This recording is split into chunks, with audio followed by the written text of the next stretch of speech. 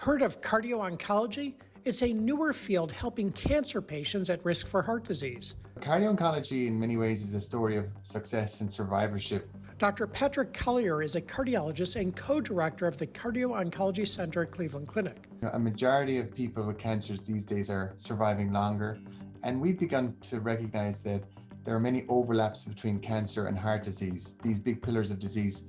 And it's really prompted study of how best to co-manage and prevent these illnesses, from preventing and limiting what they want to do, how to improve outcomes, maximize quality of life. To make identifying cancer patients most at risk for heart disease easier and more accurate, Dr. Collier and his colleague, Fei-Shang Cheng, are using artificial intelligence, or AI methodology. We're trying to apply, we call artificial intelligence approach to screening this cancer patient, before or when they come in for cancer care. We take a large scale data, 5,000 cancer patients we see, before 20 years. So we totally have 20 years follow-up data for about 5,000 patients come to Cleveland Clinic for cancer care and cardiovascular care. If we identify this cancer patient have high risk for cardiotoxicity, and then we're trying to work together with our cardiology and oncology to provide the best care, not just tumor or cancer care,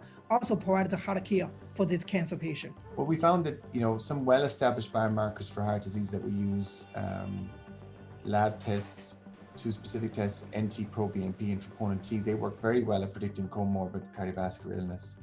But I think our plan going forward really is to try and use risk calculators that will integrate this information derived from these artificial intelligence models into our Cleveland Clinic electronic health record system, and try and improve cardiovascular care for individual cancer patients. We are trying to provide what we call precision medicine or personalized medicine care for cancer patients, especially for heart care.